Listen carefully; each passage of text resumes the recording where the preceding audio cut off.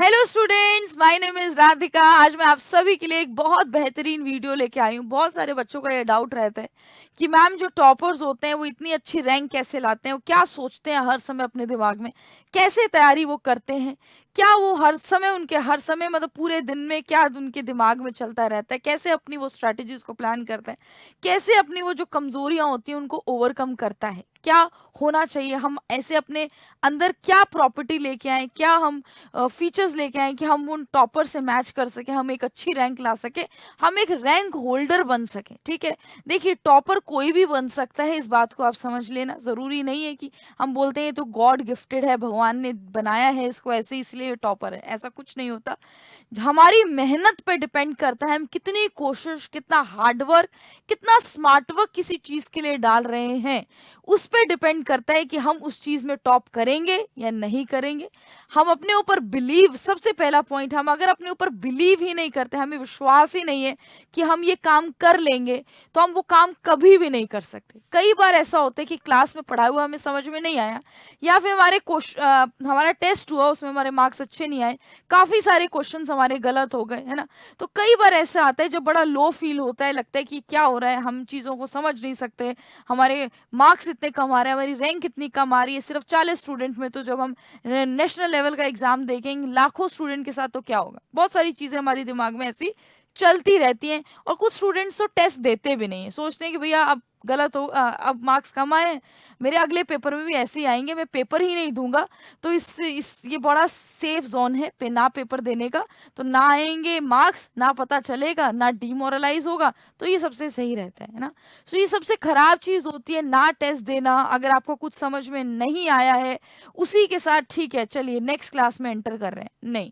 अगर आपको कुछ क्लास में समझ नहीं आया है, अगर आपका टेस्ट अच्छा नहीं गया है, मार्क्स कम आ रहे हैं, या कोई भी समस्या, बड़ी से बड़ी समस्या आपके सामने आ रही है, उसमें अपनी होप को लूज नहीं करना है बेटा।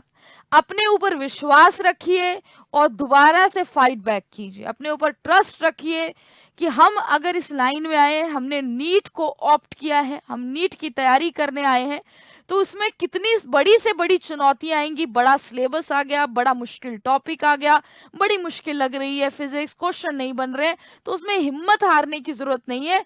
कोशिश कीजिए, रास्ता निकालिए कि आप कैसे उस क्वेश्चन को या फिर कैसे अपने उस टॉपिक को कवर करेंगे। ठीक है, तो सबसे पहला पॉइंट जो एक टॉपर के माइंडसेट में होना चाहिए कि होप को लूज नहीं करना है, चाहे बड़े से बड़ी मुश्किलें क्यों ना आ जाए। ठीक है, अपने अंदर का विश्वास हमेशा रखना है कि मैं कर लूंगा, मैं कर सकता हूं, मैं कर जाऊंगा। आ जाइए सेकंड पॉइंट पे, क्या और क्या दिमाग में होना चाहिए एक टॉपर्स के। तो सेट गोल्स एंड टारगेट। ठीक है, अपने गोल्स और टारगेट को हमेशा वो सेट करते हैं जो टॉपर्स होते हैं। कभी भी अपने क्लास में जो अच्छी रैंक या अच्छे मार्क्स लाते, कभी कभी पूछिएगा उनसे, वो बोलेंगे आज मैं घर जाके ना ये वाला टॉपिक करूंगा, या संडे को मेरा प्लान है कि मुझे मैथ्स के या फिर मुझे फिजिक्स के ये सब क्वेश्चंस करने हैं, मुझे बॉटनी के क्वेश्चंस लगाने हैं, मुझे जूलॉजी का ये टॉपिक कवर करना है। वो पहले से ही अपने दिमाग में एक स्ट्रैटेजी बना लेते हैं कि आज मुझे ये करना है, घर जाके मैं आधा घंटा सोऊंगा, उसके बाद 2 घंटे मैं रिवीजन करूंगा जो क्लास हुई है, उसके बाद मैं ये क्वेश्चंस को करूंगा, घर जाके ये एक्स्ट्रा क्वेश्चन लगाऊंगा। ये सब उनके दिमाग में चलता रहता है। सो जब तक आप कभी गोल को सेट नहीं करोगे, जब तक आपने अपने दिमाग में कोई टारगेट नहीं सेट किया है, आप काम किसके लिए करोगे। मान लीजिए इस वाले पेपर में आपके कोई भी सब्जेक्ट ले लीजिए, जूलॉजी में इस बार आपके 4 क्वेश्चन गलत हो गए। ठीक है, अब अगर आप सेट करके ही नहीं गए कि नेक्स्ट जो टेस्ट होगा मेरा इसी चैप्टर का, उस इस बार मुझे उसमें से 4 नहीं, मैं कोशिश करूंगा कि मेरे कम से कम गलत हो, 4 को मैं थोड़ा कम करके 2 क्वेश्चन पे ला सकूं। तो आप यहाँ पर टारगेट सेट करके गए हो कि भैया मुझे 4 तो गलत नहीं करने हैं, 4 से ज्यादा तो बिल्कुल भी गलत नहीं करने हैं, मिनिमम ही गलत करने हैं, या 2 या 1, इतना मिनिमम मैं अपने लिए क्या रखूंगा, एक लाइन रखूंगा, इससे ज्यादा मैं गलत नहीं करके आऊंगा। या आप एक टारगेट सेट करके गए हो। या फिर जिनकी ओएमआर में मिस्टेक होती है, वो एक टारगेट सेट करके गए कि जो सिली मिस्टेक्स मैं पेपर में करता हूँ, ओएमआर गलत भर देता हूँ, क्वेश्चन को गलत पढ़ लेता हूँ, ऑप्शन ही गलत मार्क कर देता हूँ। सो इन सब चीजों को मुझे क्या करना है, इंप्रूव। ये गोल्स हैं, ये टारगेट, छोटे छोटे टारगेट्स हैं, जिसपे अगर आप वर्क करोगे तभी आप एक अच्छी रैंक और अच्छे मार्क्स को होल्ड कर सकते हो बेटा। तभी एक आप टॉपर की कैटेगरी में आ सकते हैं। सो अगर आप इस तरीके से अपने ये 2 सेकंड पॉइंट को अपने जीवन में उतार लोगे ना, टारगेट सेट कीजिए, छोटे टारगेट्स बनाइए, बड़े टारगेट्स बनाइए, वीकली टारगेट को सेट करो, मंथली टारगेट को सेट करो, तो आप एक अच्छे मार्क्स को सिक्योर करोगे। और हमेशा एक टॉपर के माइंड में हमेशा रहता है कि अब आगे मैं करूंगा, अब मैं इस टॉपिक को कैसे कवर करूंगा, आज जाके कितने क्वेश्चन में लगाऊंगा इस चैप्टर के। हमेशा याद रखना, एक टॉपर से पूछ लेना, हमेशा उनके दिमाग में उनके टारगेट्स और गोल्स रहते हैं। और आपका तो सबसे बड़ा गोल यही है कि आपको नीट क्लियर करके एम्स दिल्ली जाना है। ज्यादातर स्टूडेंट्स का होता है कि मैम एम्स में एडमिशन लेंगे, और वो भी एम्स दिल्ली में टॉप कॉलेज में एडमिशन लेंगे। सो सबसे बड़ी इंस्पिरेशन तो यही है आपके लिए, आपका सबसे बड़ा गोल तो एम्स है। तो उस एम्स के लिए आपको जाना है जिसमें आपको टॉप रैंक चाहिए, टॉप 10 में आप आने चाहिए। तो सोच लीजिए उसके लिए कितनी मेहनत आपको करनी पड़ेगी। तो जब हम गोल सेट करते हैं तो हमारे अंदर एक अलग से मोटिवेशन आता है कि इसके लिए मुझे काम करना है। ठीक है, study 9 to 10 hours apart from coaching. बहुत सारे स्टूडेंट बोलते हैं कि हम घर जाके पढ़ते ही 4 घंटे। सो आप पढ़ेंगे ही 4 घंटे, तो कब आप अपना बैकलॉग कंप्लीट करोगे, कब आप अपने जिस दिन जो क्लास हुई है उसका रिवीजन करोगे, या फिर नए क्वेश्चंस लगाओगे, अपने मॉड्यूल्स के नए क्वेश्चंस लगाएंगे, आप प्रीवियस ईयर क्वेश्चन को सेट करेंगे। अगर आप पढ़ ही 4 घंटे रहे, 6 घंटे आप कोचिंग में दे के आ रहे हो, सेल्फ स्टडी में आप सिर्फ 4 घंटे लगा रहे हो, तो बात नहीं बनेगी। जो टॉपर्स होते हैं उनका मैक्सिमम टाइम पढ़ाई में जाता है, मैक्सिमम टाइम वो अपना देते हैं स्टडी में, अपने टारगेट को सेट करने में, क्वेश्चंस लगाने में, प्रैक्टिस करने में। वो बहुत इंपॉर्टेंट है। अपना हम आजकल हमें आदत लगी है भाई इंस्टाग्राम की, फेसबुक की, यूट्यूब की। तो अपने फोन में जो ये टाइम होता है ना, स्क्रीन टाइम, इसको मिनिमाइज कीजिए। स्क्रीन टाइम को जितना हो सकता है आप मिनिमाइज कीजिए। आप कुछ और भी सिस्टम आ गए हैं मोबाइल में कि भैया जो जो ऐप माइंड को डाइवर्ट करते हैं उसको डिसअपियर कर दीजिए।